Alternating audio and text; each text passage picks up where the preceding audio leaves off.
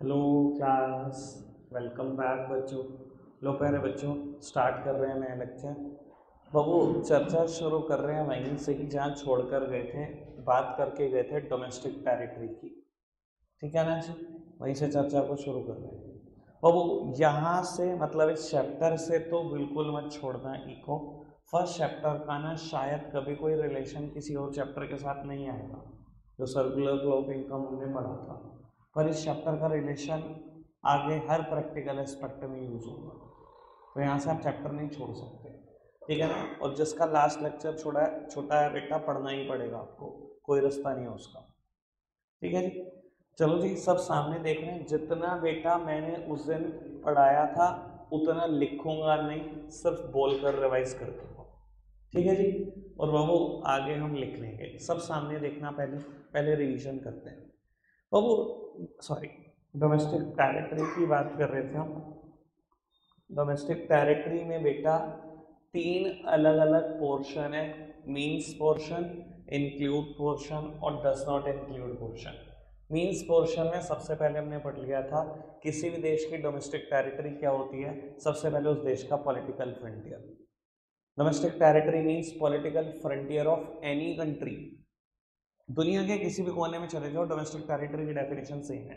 पर मैंने कहा था बेटा, अगर मैं ऐसे पढ़ाता रहूंगा ना political frontier of any country, तो आपको समझ कुछ नहीं आएगा। इंडिया का एग्जांपल ले लेते हैं और यहाँ में डेफिनेशन समझो एक तरीके से। डोमेस्टिक टेरिटरी ऑफ इंडिया पढ़ा रहा हूँ, तभी जाके आपको डाइजेस्ट होगी। तो यानी कि बेटा डोमेस्टिक टेरिटरी ऑफ इंडिया क्या है? Political frontier of India. ठीक है जी? फिर बेटा बात आई एंड इंक्लूड्स, क्या क्या शामिल कर लोगे और इंडिया में। बाबू यहाँ हमने तीन बातें पढ़ ली हैं, अगर आपको याद हो तो। सबसे पहली बात, ships and aircraft owned and operated by the normal resident between two और मोर कंट्री। बाबू डोमेस्टिक टेरिटरी ऑफ इंडिया में क्या इंक्लूड कर लो? कहता है ship and aircraft owned and operated by the normal resident between two और more country. अगर शिप या एयरक्राफ्ट का ओनर और ऑपरेटर, दोनों शर्तें साथ में, ओन्ड बाय ऑपरेटेड बाय।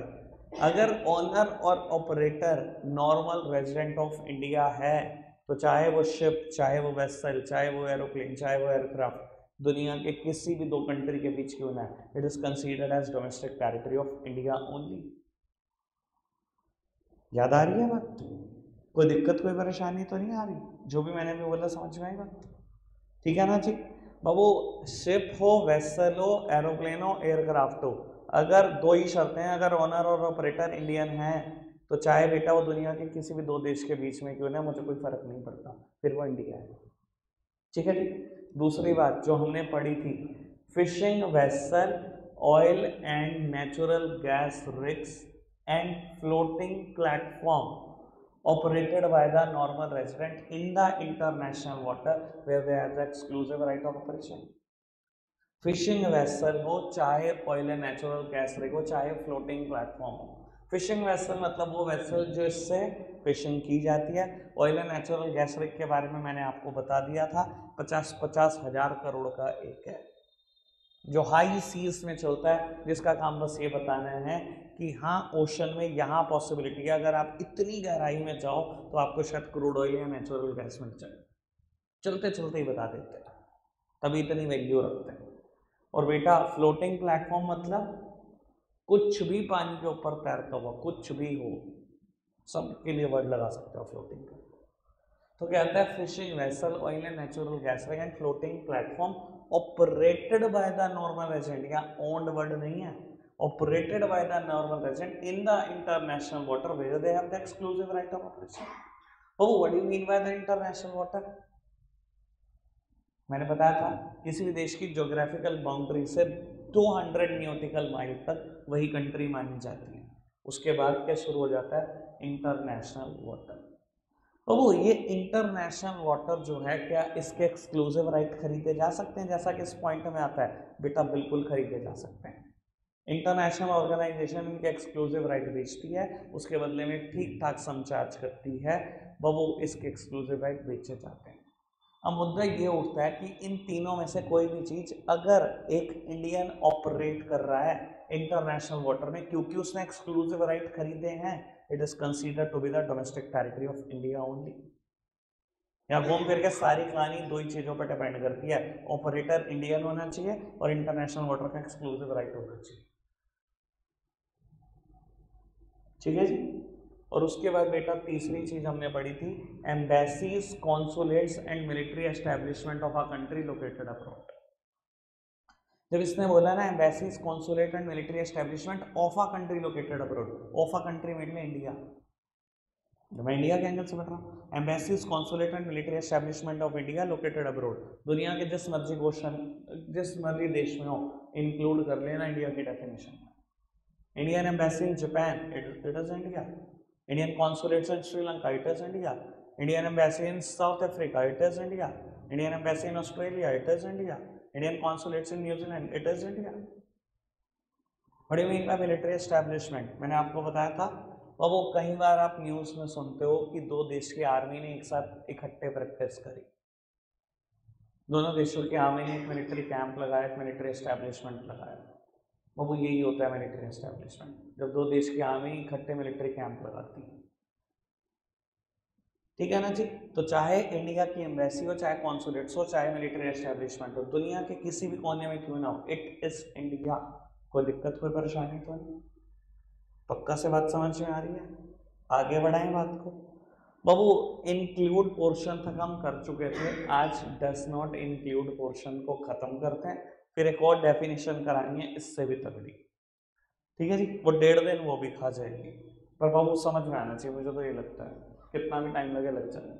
चलो जी बाबू, डस नॉट इंक्लूड पोर्शन लिखना मेरे साथ साथ, डस नॉट इंक्लूड।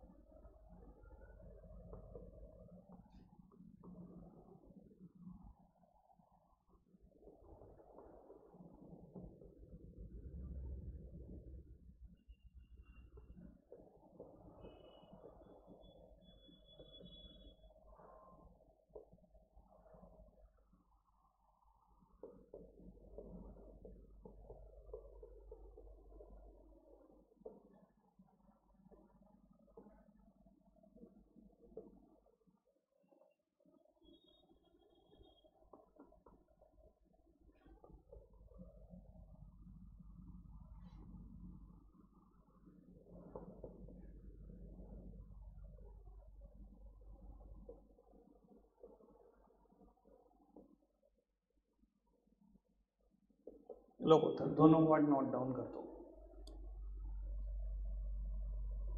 जो इंक्लूड पोर्शन का थर्ड पॉइंट है, यहीं से डस नॉट इंक्लूड का फर्स्ट पॉइंट भी बन जाता है। इधर देखना, Indian embassy, Indian consulates, Indian military establishment दुनिया के किसी भी कोने में हो, it is India. On the same logic कहता है embassy, consulates and military establishment of a foreign country, कहां पर लिखा है? डस नॉट इंक्लूड में। कहता है इंडिया में शामिल मत करना। क्या शामिल नहीं करना? कोई भी एम्बेसी, कोई भी कॉन्सुलेट, कोई भी मिलिट्री एस्टेब्लिशमेंट फॉरेन कंट्री का हो तो भैया, अगर इंडियन एम्बेसी इन जापान है वो इंडिया है, अगर जापानीज एम्बेसी इंडिया में है तो वो क्या है? वो भी तो जापान है। तो सही तो कह रहा है कि कोई भी फॉरेन एम्बेसी, कोई भी फॉरेन कॉन्सुलेट, कोई भी फॉरेन मिलिट्री एस्टेब्लिशमेंट इंडिया में हो वो शामिल मत करना, फॉरेन कंट्री का होना चाहिए, शामिल नहीं होगा। समझ में आ रही है बेटा बात? यानी कि मैं बोलूँ Russian embassy in India, it is a part of Russia only, वो इंडिया नहीं हो सकता। जापानीज कॉन्सुलेट्स इन इंडिया, वो जापान का पार्ट है, वो इंडिया नहीं हो सकता। अमेरिकन एम्बेसी इन इंडिया, वो अमेरिका का पार्ट है, वो इंडिया नहीं हो सकता। रशियन मिलिट्री एस्टेब्लिशमेंट, वो रशिया का पार्ट है, वो इंडिया नहीं हो सकता। तो कोई भी फॉरेन कंट्री की एम्बेसी, कोई भी कॉन्सुलेट्स, कोई भी मिलिट्री एस्टेब्लिशमेंट अगर इंडिया में एग्जिस्ट करता है तो बेटा वो इंडिया नहीं है, वो फॉरेन कंट्री ही है। कोई दिक्कत, कोई परेशानी तो नहीं, ठीक है ना। अगर इंक्लूड का थर्ड पॉइंट क्लियर है तो बिल्कुल डज नॉट इंक्लूड का फर्स्ट पॉइंट बिल्कुल कॉपरेट है, कोई दिक्कत आनी नहीं चाहिए। समझ में आ रही है बात? एम्बेसी और कॉन्सुलेट में फर्क याद है? एम्बेसी किसी भी देश की सिर्फ कैपिटल में होती है और कॉन्सुलेट्स हर बड़ी कंट्री में हो सकता है। एम्बेसी का काम उस कंट्री के साथ आपके रिलेशन को स्ट्रेंथन करना होता है, कॉन्सुलेट्स का काम उस देश के सिटीजन को आपकी कंट्री की अपॉर्चुनिटीज बताना होता है। याद है बात? कोई दिक्कत, कोई परेशानी तो नहीं? आगे बढ़ाएं बात को। लास्ट वन, सबसे आसान मुद्दा और खत्म ये टॉपिक। कहता है international organization like WHO and UNO। WHO का नाम सुना? वर्ल्ड हेल्थ ऑर्गेनाइजेशन, ज़्यादा ही सुन लिया होगा, कोविड में इसका नाम पक गए होंगे।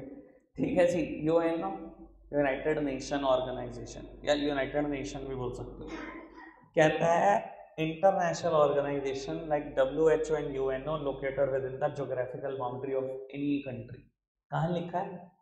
डस नॉट इंक्लूड। मतलब कहता है कोई भी इंटरनेशनल ऑर्गेनाइजेशन हो, WHO और UNO सिर्फ एग्जांपल है, कोई और भी हो सकती है। मैं कहूँ वर्ल्ड बैंक, मैं कहूँ IMF, तो ये भी इंटरनेशनल ऑर्गेनाइजेशन ही है, कोई और भी हो सकती है, दोनों सिर्फ एग्जांपल है। कहता है ये दो कोई भी इंटरनेशनल ऑर्गेनाइजेशन दुनिया के किसी भी देश की ज्योग्राफिकल बाउंड्री में क्यों ना हो, ये उस देश का पार्ट नहीं बनेगी। यानी कि घूम फिर के मतलब क्या है, ये किसी भी देश का पार्ट मानी नहीं जा सकती। कोई देश ये नहीं कह सकता, अमेरिका ये नहीं कह सकता WHO मेरा है, भाई वो एक इंटरनेशनल ऑर्गेनाइजेशन है। कोई भी देश अपना राइट कैसे बता सकता है उस पर? अगर WHO का ऑफिस इंडिया में है तो इंडिया क्या कहेगा? It is a domestic territory of India. वो कहते हैं नहीं, ये किसी भी देश की टेरिटरी का पार्ट बनेगी ही नहीं। कोई देश अपना राइट बता ही नहीं सकता इन इंटरनेशनल ऑर्गेनाइजेशन। समझ में आती है बेटा बात? सबसे आसान बात, कोई भी इंटरनेशनल ऑर्गेनाइजेशन हो वो हमेशा इंटरनेशनल ही बनी रहेंगी, किसी भी देश की डोमेस्टिक टेरिटरी का पार्ट नहीं कंसीडर होंगे। क्लियरली लिखा, डज नॉट इंक्लूड में। ठीक है ना? कोई दिक्कत, कोई परेशानी तो नहीं? पूरा एनालिसिस क्लियर है? कुछ भी चीज जो रिपीट कराना चाहते हो आप करा लो, नहीं कराना चाहते मैं तुरंत नॉर्मल रेजिडेंट की डेफिनेशन स्टार्ट कर रहा हूँ। और नॉर्मल रेजिडेंट की डेफिनेशन समझ में आएगी कल 3:45 तक टोटल, यानी कि 1.5 दिन लगाएंगे। ठीक है जी। और बाबू कल मैं एक वर्कशीट नंबर 2 आपके लिए लेकर आऊँगा, जहाँ पर आप मुझे आइडेंटिफाई करके दोगे क्या चीज़ डोमेस्टिक टेरिटरी ऑफ इंडिया है और क्या नहीं। ठीक है जी। स्टॉक वर्सेस फ्लो पे पहली वर्कशीट मिली थी, अब वर्कशीट नंबर 2 का टाइम है। ठीक है जी। बाबू मैं ना कल तक चाहता हूँ कि बिना ब्रेक में चलूँ, मतलब कल भी टेस्ट ना लूँ, परसों लूँगा आपका रिटर्न टेस्ट। ठीक है ना जी। और परसों के तुरंत बाद ना एक दिन के लिए ये चैप्टर हम रुक जाएंगे, एक दिन के लिए मैं कुछ और डिस्कस करूँगा पिछले चैप्टर पर, 1 मार्कर्स। वो MCQs हो, वो मैंने आपसे बात भी करी थी कि मैं ऐसे कराऊंगा, वो फिलिंग द ब्लैंक्स हो, वर्जन रीजनिंग हो, सब कुछ डिस्कस करेंगे। ठीक है बेटा? अभी मुझे कुछ रिपीट करना है तो बताओ। US embassy in India, US मानी जाएगी, इंडिया नहीं मानी चाहिए, क्योंकि देखो डज नॉट इंक्लूड पोर्शन में लिखा है, डज नॉट इंक्लूड में लिखा है कोई भी एम्बेसी, कोई भी कॉन्सुलेट, कोई भी मिलिट्री एस्टेब्लिशमेंट फॉरेन कंट्री का अगर इंडिया में है तो वो इंडिया नहीं। ठीक है जी। चलो जी बाबू लिखो मेरे साथ साथ नॉर्मल रेजिडेंट की definition. Normal resident,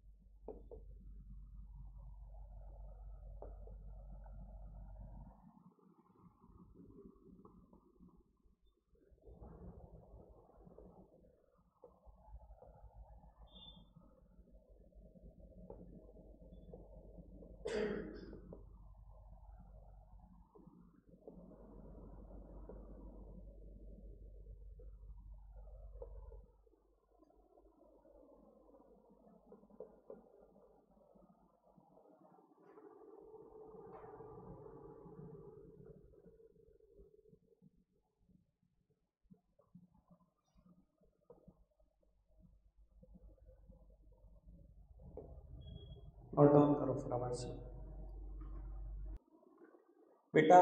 does not include portion में अभी मैंने सिर्फ फर्स्ट पॉइंट लिखा है, टोटल 6 हैं यानी कि 5 और हैं। तो अभी जरा सब सामने देखना मेरी तरफ। मैं बहुत सारी बातें पहले मीन्स पोर्शन से क्लियर करना चाहता हूँ। ये मीन्स पोर्शन है बेटा, ठीक है ना, और फिर डस नॉट इंक्लूड पर शिफ्ट करूँगा। आराम से सुनो बाबू। लिखते हैं हम, normal resident means any individual और institute who ordinarily resides in a country and who centre of economic interest also lies in that country. बाबू हमने इतनी लंबी देखिए, इसका मतलब समझ लो जरा अच्छे से, ठीक है ना, क्योंकि नॉर्मली नॉर्मल रेजिडेंट आप मीन्स पोर्शन से बन जाओगे। बस डस नॉट इंक्लूड ने तो हटाया कि ये है नॉर्मल रेजिडेंट, मत मानना, ठीक है जी। अब सुनना आराम से। कहता है नॉर्मल रेजिडेंट कोई इंडिविजुअल भी हो सकता है और कोई इंस्टीट्यूट भी हो सकता है। मैं आपको बता देता हूं बेटा, सेम कंसेप्ट इनकम टैक्स में भी है, ठीक है ना। वो चार्टर्ड अकाउंटेंट का मेन काम इनकम टैक्स का भी होता है। और अच्छे से आपको ये बात बता देना चाहता हूँ ताकि आपकी बुद्धि में पड़ जाए बेटा। कई बार ना मेरे पास कोई कंपनी आती है ऑडिट लेकर, एक डायरेक्टर है कंपनी का जी, कंपनी के अकाउंट्स ऑडिट कर दो और मेरी इनकम टैक्स रिटर्न भी फाइल करनी है। तो सबसे पहले हम यही चेक करते हैं क्या वो कंपनी और क्या वो डायरेक्टर इंडिया के ही रेजिडेंट हैं, क्या वो इंडिया में ही टैक्स पे करेंगे। और आपको बता देता हूँ फॉर योर सरप्राइज, कई बार ऐसा होता है कि कंपनी तो निकल रही होती है इंडिया की रेजिडेंट और डायरेक्टर निकल रहा होता है फॉरेन का रेजिडेंट। और अगले साल क्या होता है, कंपनी तो निकल रही होती है फॉरेन की रेजिडेंट और डायरेक्टर निकल रहा होता है इंडिया का रेजिडेंट। ऐसी भी सिचुएशन हो जाती है। मतलब मैं आपको ये बताना चाहता हूँ कि नॉर्मल रेजिडेंट वर्ड सिर्फ इंडिविजुअल पे नहीं लगता, सिर्फ इंसानी नॉर्मल रेजिडेंट नहीं होते, कोई आर्टिफिशियल पर्सन भी नॉर्मल रेजिडेंट हो सकता है।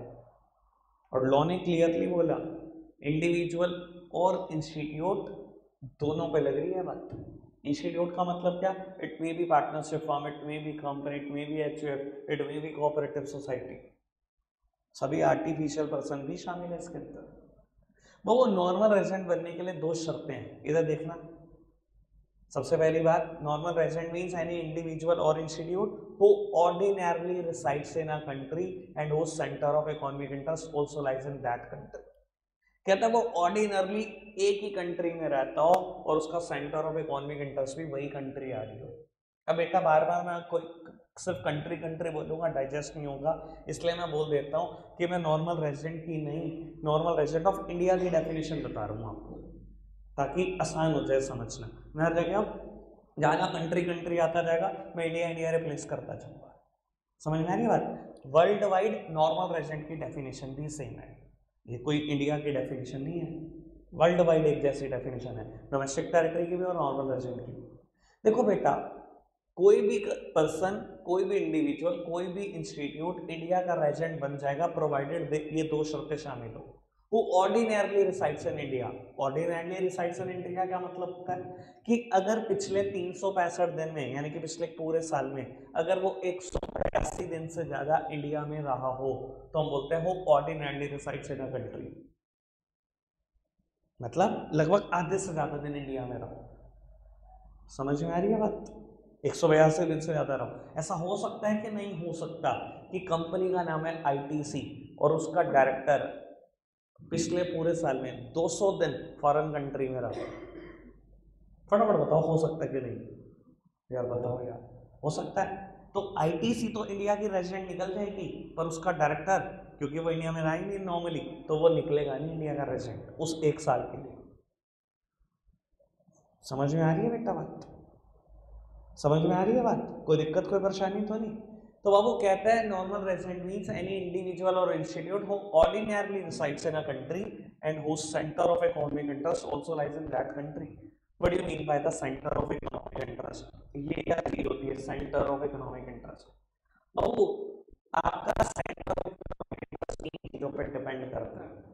3 वर्ड हैं जो डिफाइन करते हैं सेंटर ऑफ इकोनॉमिक इंटरेस्ट को, अर्निंग, स्पेंडिंग एंड एक्यूमुलेशन। अगर कोई इंसान इंडिया से अर्न करता है, इंडिया में खर्च करता है, इंडिया में एक्यूमुलेट कर रहा है, उसका centre of economic interest always India. Centre of economic interest 3 word पर डिपेंड करता है, अर्निंग, स्पेंडिंग एंड एक्यूमुलेशन। ठीक है ना। मेरे एंगल से डेफिनेशन सोचना, normal resident means any individual who ordinarily resides in a country, ordinarily India में रहता हूँ जी, 365 दिन इंडिया में रहता हूँ। Centre of economic interest India, भैया इंडिया से कमा रहा हूँ, इंडिया में खर्च रहा हूँ, इंडिया में छोड़ रहा हूँ, तो मैं क्या हूँ, इंडिया का नॉर्मल रेजिडेंट हूँ। दोनों शर्तें समझ में ऊपर वाली। अगर आप ऑर्डिनरी इंडिया में रहते हो, ऑर्डिनरी इंडिया में रहना मतलब पिछले साल में आधे से ज्यादा इंडिया में रहना, और आपका centre of economic interest India निकल रहा है, इंडिया से ज्यादा कमा, इंडिया से ज्यादा जोड़ा, इंडिया में ज्यादा करता है, तो अब आप इंडिया के ही नॉर्मल रेजिडेंट बने रहेंगे, प्रोवाइडेड मतलब दैट्स नॉट इंक्लूड।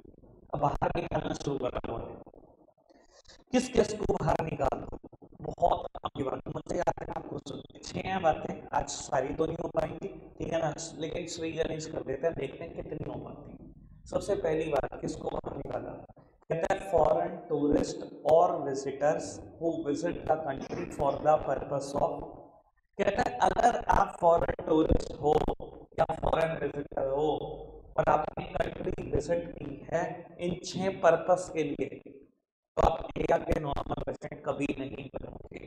ये 6 बातें याद कैसे रहेंगी भाई, लॉ ने लिख के याद तो करनी पड़ेगी। मैंने एक शॉर्टकट बनाया हुआ है, आर ने ना होटल मैनेजमेंट का भी कोर्स करा और एसएससी का भी पेपर क्लियर करा, 6 याद रहेंगे, recreation, holidays, medical treatment, study, sports, conferences. ठीक है जी, 6 के 6 वर्ड याद हो जाएंगे। आर ने एचएम का भी पेपर क्लियर किया हुआ और एसएससी भी, ठीक है, होटल मैनेजमेंट भी और एसएससी भी। कोई दिक्कत कोई परेशानी तो नहीं। अब आपको आराम से सुनते जाना है, एनालिसिस तगड़ा है। तो वो कहता है अगर कोई फॉरेन टूरिस्ट या विजिटर इंडिया आए इन 6 पर्पस के लिए, तो इंडिया के नॉर्मल रेजिडेंट नहीं बनेंगे। एक बात बता देता हूँ, वैसे में आपकी जनरल सेंस भी इनको बाहर निकाल देती, इसके लिए मुझे पढ़ाने की जरूरत है। एक बात बताना खुद सोच समझ के, आज बीसीसीआई और क्रिकेट ऑस्ट्रेलिया ये दोनों बॉडी बैठ गई और तय हुआ एक इंडिया में टूर्नामेंट, ऑस्ट्रेलियन टीम विजिट करेगी इंडिया फॉर 3 मंथ्स, ठीक है, 3 महीने तक इंडिया में ही रहेंगे, इतना बड़ा टूर्नामेंट ऑर्गेनाइज किया, ठीक है जी। तो वो ऑस्ट्रेलियन टीम इंडिया में आ गई और 3 महीने से खेल रही है, क्या वो इंडिया के नॉर्मल रेजिडेंट बन जाएंगे? आप बताओ, जनरल साइंस क्या कहती है, बनने चाहिए? क्यों बनने चाहिए भैया, बनने चाहिए? नहीं बनने चाहिए ना, बनने भी नहीं देंगे। पढ़ो, फॉरेन टूरिस्ट और visitor who visit the country for the purpose of, 6 purpose है, यहां से ऑस्ट्रेलियन टीम बाहर हो जाएगी। स्पोर्ट्स खेलने आए हैं ना, इंडिया के रेजिडेंट नहीं बनेंगे। अच्छा, अगर कोई मेडिकल ट्रीटमेंट के लिए आता तो भी ना बनता। अच्छा, एक और बात सुनो, जब ऑस्ट्रेलियन टीम इंडिया आई तो बहुत सारे फैन हैं ऑस्ट्रेलियन फैंस, वो भी पीछे पीछे आ गए, 3 महीने का वीज़ा लगवा के इंडिया, और 3 महीने तक इंडिया में ही रहे हैं। होते ना कोई हार्ड कोर फैंस, ये भैया टीम को अकेले नहीं जाने देना, पूरा सपोर्ट करना है। अच्छा, वो फैंस जो आए वो इंडिया का रेजिडेंट बनने चाहिए? क्या कहते हैं जनरल साइंस, बनने चाहिए? नहीं बनने चाहिए ना, नहीं बनेंगे। कहाँ से बाहर निकाला? रिक्रिएशन, मतलब एंटरटेनमेंट। समझ में आ रही है बात? वैसे आपको बता देता हूँ बाबू, बस हम ही हैं जो अपने आप को 6 डेज अ वीक या 7 डेज अ वीक घसीटते हैं, ठीक है ना, और पूरे पूरे साल घसीटते रहते हैं, और कई कई साल हो जाते हैं हमारे पेरेंट्स को भी बाहर जाए हुए, ठीक है ना। लेकिन फॉरेनर्स क्या करते हैं, आपको थोड़ा सा आइडिया दे दो, या तो फॉरेनर्स 5 डेज अ वीक काम करते हैं, जो 5 दिन में कमाते हैं, सैटरडे सुबह क्लब में पहुंच जाते हैं, ठीक है ना, और दारू में नशे में धुत 2 दिन पूरा एंजॉय करते हैं, ठीक है ना, और मंडे सुबह घर में पहुंचते हैं, मतलब जितना 5 दिन में कमाया होता है, जब तक 2 दिन में उजड़ नहीं जाएगा उनको शांति नहीं, ठीक है जी। या 8-9 महीने साल भर में जॉब करते हैं, जितना जोड़ा सस्ते सस्ते देशों में पहुंच जाते हैं। बहुत सारे फॉरेन टूरिस्ट और विजिटर ऐसे हैं जो इंडिया आते हैं, बाबू अपने साथ $1,00,000 लेके आ रहा है, कोई 2 लाख, अब आप समझो ना, $1,00,000 यहाँ आते ही सीधा मल्टीप्लाई 81-82 से होनी है, 82 लाख 81 लाख बन जाने हैं।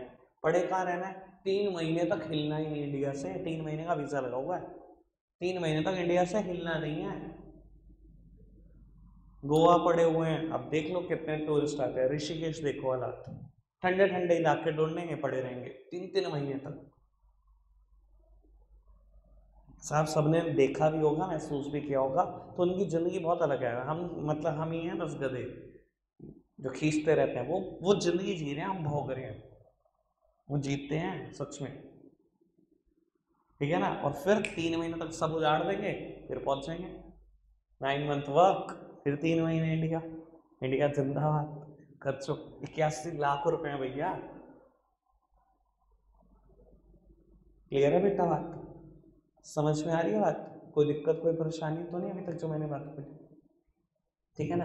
तो मैंने एक इंसिडेंट ऐसा पढ़ा था न्यूज़पेपर में आया था कि एक इंसान को फॉरेन में डॉक्टर ने बोल दिया जी आपको कैंसर है, 1 साल ही आपके पास है। उसने अरबों रुपए की प्रॉपर्टी कमाई थी, उसने खर्चनी शुरू करने का ऐसी की तैसी, 1 साल है तो जीऊँगा। सारे काम धंधे छोड़ दिए, इतना पैसा कमाया तो सब उजाड़ दिया। 1 साल बाद दोबारा रीचेक कराने पूछा तो पता लगा वो रिपोर्ट गलत थी। इतनी तेजी से पैसा उजाड़ते हैं, अरबों रुपये उजाड़ दिया उसने 1 साल में, पता लगा बाद में रिपोर्ट ही गलत थी। ठीक है जी, तो हालात ये है।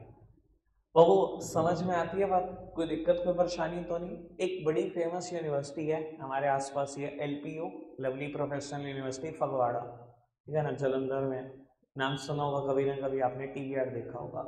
वो बहुत सारे देश के रेजिडेंट वहाँ पर आते हैं, बहुत सारे देश के पढ़ रहे हैं। कम से कम 8-9 नेशनल्स के लोग पढ़ रहे हैं वहाँ पर। साउथ अफ्रीका से काफ़ी काफ़ी लोग हैं बेटा जो हम वहाँ पढ़ाई कर रहे हैं। वह खुद समझना कि अगर वो साउथ अफ्रीका से पढ़ने यहाँ पर आए हैं, अगर मीन्स पोर्शन देखो, मीन्स पोर्शन के हिसाब से तो वो इंडिया के नॉर्मल रेजिडेंट बन गए। क्यों? वो ordinarily resides in a country. 365 के 365 इंडिया है, वो तो 5 साल के लिए हैं पूरी डिग्री के लिए। Ordinarily resides in a country, centre of economic interest में इंडिया निकलेगा। ठीक है जी, आप खुद समझो, खर्च तो सब कुछ इंडिया में रहे हैं, अगर कुछ वहां से आ रहा तो वो भी जोड़ इंडिया में रहे, centre of economic interest India निकलने का लगेगा। लेकिन डज नॉट इंक्लूड पोर्शन, कहता बाहर निकाल दो, क्योंकि वो स्टडी के लिए आए हैं, है ना इसमें वर्ड स्टडी। कोई दिक्कत कोई परेशानी तो नहीं? मैंने पूरा एनालिसिस कर दिया जितना रिक्वायर्ड था, मुझे बताओ कोई दिक्कत आई तो। समझ में आ गई पहली बात? आगे बढ़ाएं बात को।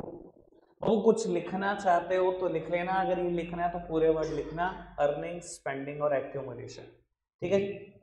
उसके बाद सेकंड पॉइंट मेरे साथ साथ लिखना शुरू करो।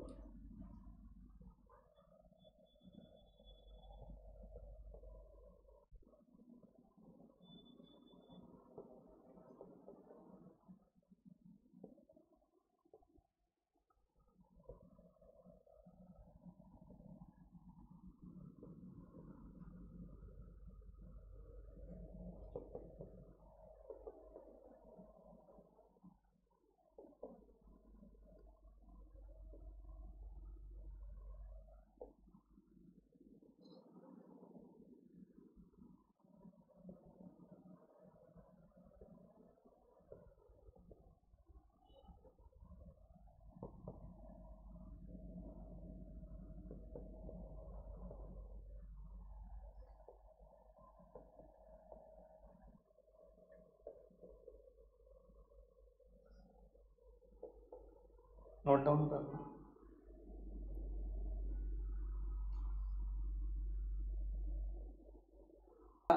अभी नहीं समझ आ रहा इसको, क्योंकि इसे समझाऊंगा तो 10 मिनट जाएंगे, है नहीं उतना टाइम। ठीक है जी, रखते हैं आज के लिए इतना ही है प्यारे बच्चों, बाय।